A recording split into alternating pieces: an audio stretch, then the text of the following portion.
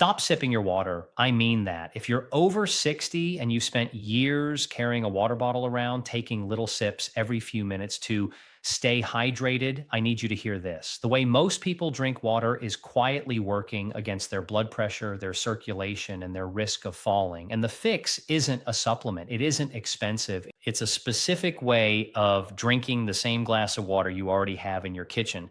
I'm going to walk you through this like I would with a patient in my office because that's exactly who this is for. Here's the study that changed how I think about hydration in older adults. Researchers at institutions in the UK studied 25 people between the ages of 60 and 92, all of whom had orthostatic hypotension. That's the medical term for when your blood pressure drops suddenly after you stand up, which is a major reason older adults feel dizzy, gray out, or fall. They put people through 150 separate standing tests and compared 4 different interventions: compression stocking, an abdominal binder, physical counter maneuvers like tensing your legs and drinking a bolus of water, meaning about 16 ounces consumed within 5 minutes, not sipped over an hour. The water bolus won, clearly. It improved symptoms in 56% of participants and raised standing systolic blood pressure by 12 points on average. Compression stockings, the thing doctors hand out the most, worked in only 32% of people. That data was published in the journal Neurology, and it's part of a growing body of research into something scientists call the osmopressor response. I'll explain exactly what that means in a moment, because once you understand the mechanism, you'll understand why sipping doesn't get you the same benefit. Before we go further, I want to ask you something, and I mean this. I read every comment on these videos. Tell me your age and tell me this. Have you ever stood up too fast and felt the room tilt even for a second? Put it in the comments. I want to know how common this actually is among the people watching, because I suspect it's more of you than you'd guess. Now, here's the tease, because I don't want you to click away before we get there. The single most powerful version of this trick isn't just about the amount of water. It's about the temperature, the timing, and one specific moment in your morning when your circulatory system is at its most vulnerable, and that's where we're headed at number 1. But to get the full benefit, you need to understand the 4 supporting habits first, because they're what make the main trick actually work instead of just being a party trick that fades in 20 minutes. Let's count it down 5 to 1 from good to game changing. Number 5, room temperature, not ice cold. Here's something almost nobody tells patients. When researchers in the original UK trial had participants drink water for this effect, they used room temperature tap water on purpose. Ice cold water triggers a different response. It can cause a brief reflex that constricts blood vessels near the stomach and throat before your body even absorbs the fluid, which can blunt the pressure raising effect we're actually going for. Think of it like sending a delivery truck out into traffic during a cold snap. The roads ice up and the truck has to slow down before it can even get moving. Room temperature water skips that traffic jam. For aging bodies specifically, this matters more because after about 65, the blood vessels lose a good deal of their elasticity. Some researchers estimate a 30 to 40% reduction in arterial flexibility compared to your 30s. So anything that causes an extra unnecessary constriction on top of already stiffer vessels is working against you. Practically pull your water out of the fridge 20 to 30 minutes before you plan to drink it, or keep a pitcher on the counter overnight. Pair this with a pinch of salt if your doctor has confirmed you don't have a sodium restriction.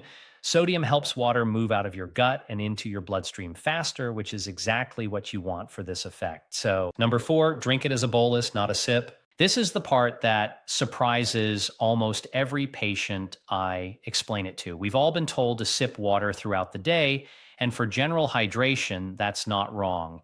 But for the specific blood pressure boosting effect we're talking about, sipping doesn't trigger it. The mechanism here is called the osmopressor response, and it was first described in detail by researchers studying patients with severe blood pressure regulation problems, with follow-up work published in journals including Hypertension and the American Journal of Physiology. Here's the plain English version. When you drink a meaningful volume of water quickly, around 16 ounces in a 5-minute window, it hits receptors in your portal vein, the blood vessel that runs from your gut to your liver, and dilutes the fluid around them.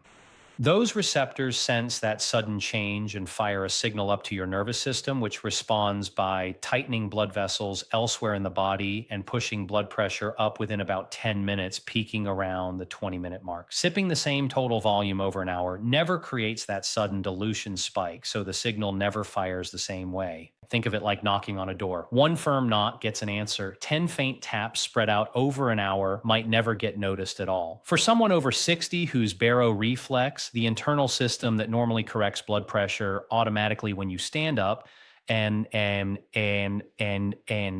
weakened with age, this deliberate knock can substitute for some of what your body used to do on its own. Practically use a marked bottle or a large glass so you can see you're getting close to 16 ounces and aim to finish it within 5 minutes, not gulping to the point of discomfort, just steady, continuous drinking. Now, before we get to the top three, and trust me, the next one is the reason I made this video. If this is helping you understand your own body a little better, hit subscribe and tap the like button. It genuinely helps this channel reach more people your age who are dealing with the exact same dizzy spells and circulation questions, and it costs you nothing. Number three, time it around your medications, not against them. If you're on blood pressure medication, this next part matters enormously. And I want to say clearly, talk to your doctor before changing your routine, especially if you're on medication for hypertension rather than for low blood pressure. Many older adults are on drugs that lower blood pressure. And stacking a pressor response from water on top of, say, a diuretic taken at the wrong time can create confusing swings. What I generally recommend patients discuss with their physician is separating the water bolus from blood pressure medication timing by at least an hour or two, so you're not fighting your own prescription. Why does this matter more after 60 specifically? Because kidney function naturally declines with age. By 70, kidney filtration capacity is commonly reduced by roughly 30% compared to someone in their 30s, which means fluid and sodium don't clear the system as predictably, and blood pressure medications behave slightly differently than they did decades earlier. The synergy tip here: keep a simple written log for 2 weeks of when you take medication and when you do your water bolus and bring it to your next appointment. That single piece of paper gives your doctor something concrete to adjust around instead of guessing. Number two, use it strategically before the moments you're most at risk. This is where the science gets genuinely practical instead of theoretical. The same UK research group found that this water strategy was specifically being explored as a tool people could use right before situations where they know they're vulnerable. Getting up after a meal, for instance, when blood rushes to your digestive system and can leave less available for your brain, a phenomenon called postprandial hypotension. Or right before a shower, since warm water causes blood vessels in your skin to widen, pulling blood pressure down further.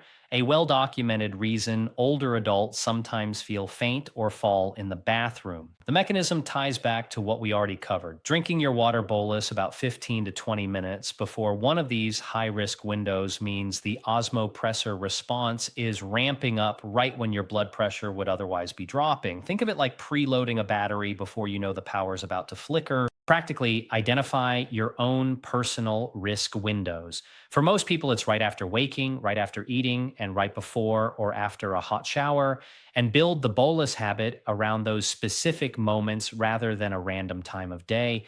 Pair this with standing up slowly and pausing with your hand on something stable for 10 seconds regardless, because the water isn't a replacement for that basic safety habit, it's a reinforcement of it. And now number one, the moment that ties everything together. Your first bolus of water should happen within the first 10 minutes of waking up before you stand.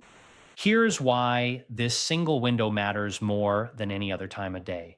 Overnight, while you sleep, your body has been horizontal for 6 to 8 hours. Blood that would normally be actively pumped against gravity has redistributed, and your kidneys, sensing that redistribution, have quietly been producing urine and shedding fluid volume the entire time, which is exactly why so many people over 60 describe their worst dizziness as happening the moment they get out of bed in the morning. You are, in a very real sense, mildly dehydrated hydrated and volume depleted every single morning. And then you ask your circulatory system to instantly fight gravity by standing up. That combination is a major reason morning falls are so common in this age group.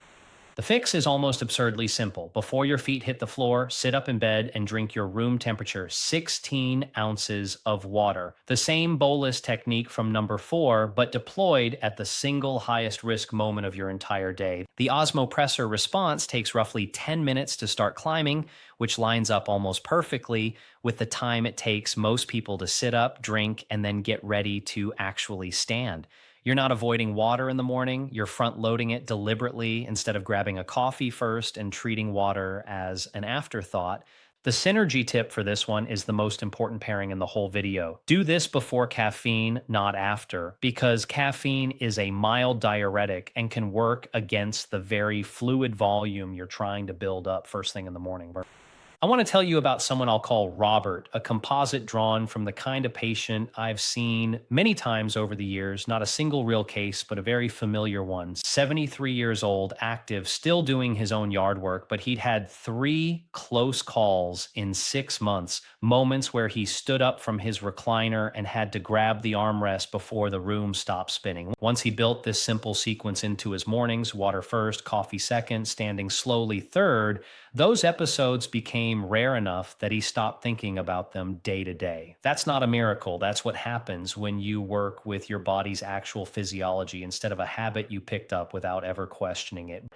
I'll also say this plainly because I don't want anyone watching this to walk away thinking plain water is somehow dangerous. It isn't. And please don't reduce your total daily fluid intake because of this video. The title is a hook, but the real message is narrower and more useful than avoid water. It's that how and when you drink a portion of your daily water can do more for your circulation than simply drinking the same total amount spread randomly throughout the day. And if you have kidney disease, heart failure, or you're on a fluid restriction for any medical reason, none of this applies to you without your doctor's direct guidance. This technique is specifically discussed in the research for otherwise healthy older adults dealing with ordinary age-related blood pressure regulation problems. What I keep coming back to after years of watching patients navigate getting older is that independence rarely disappears all at once. It erodes in small moments, a missed step, a moment of dizziness that turns into a fall that turns into a hospital stay that turns into losing the confidence to live alone.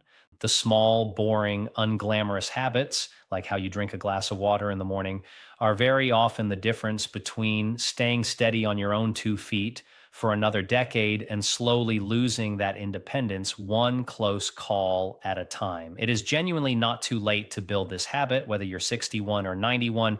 Your body is still listening to what you do for it every single day. All of the research I referenced today, the UK orthostatic hypotension trial, the osmopressor response studies, and the kidney function data is linked in the description below so you or your doctor can look at the original sources directly. If this video helped you understand something about your own body that you didn't know 10 minutes ago, subscribe because I put out a new one like this every week, built the same way, real research, explained plainly, nothing sold to you.